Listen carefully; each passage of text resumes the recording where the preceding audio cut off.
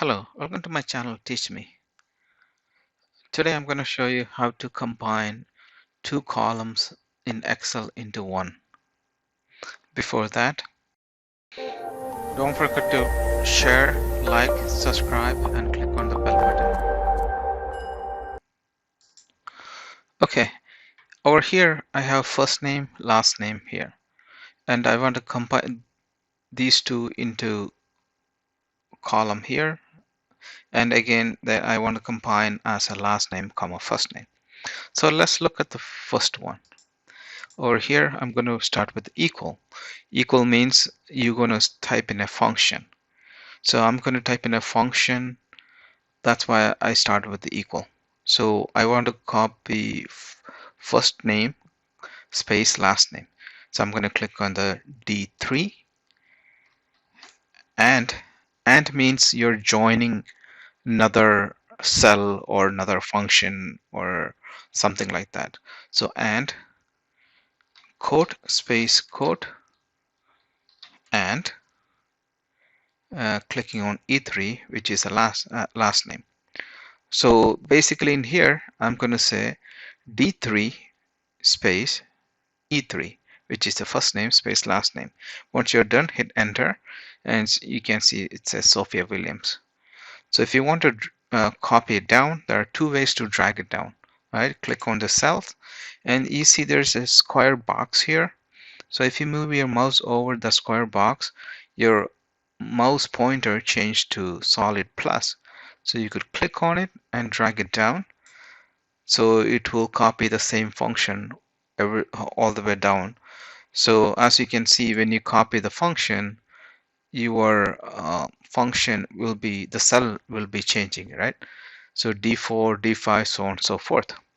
So let's say if you don't want to drag it down, another way to fill everything down is clicking on first one and press shift on your keyboard and click on the last one and type in Control D in your on your keyboard. So that means it fills everything down. So let's look at the other way around. You could do the same way for this as well, but I'm going to show you another way to do it. So again, you're going to type in with the equal, and there's a method, a function called text join. So you just type in TEXT and you could see text join. So it's the second one. So move the mouse over. You could just use your arrow on your keyboard and press tab. Okay, once you press tab, you can see here it says delimiter, ignore, empty, text one, so on and so forth. The delimiter means what do you want to separate the text, right? In our case, we want to delimitate with the comma. So I'm going to put comma space. So that's my delimiter, okay? Then comma. So it says second variable, okay? Ignore empty. That means if the cell is ignored, it will. If the cell is empty, it will ignore it. By default, it's true. Otherwise, you need to put in false. In this case, I'm just going to leave it as that. Comma. It says text one, text two, text three. So you could actually combine many columns using this one, right? So first one, text one will be last name. That's what I want to start with, last name, comma. The text two will be first name. So if I want to combine more columns, I could just put comma, that column, comma, so on and so forth. So I'm just going to close this parentheses and hit enter.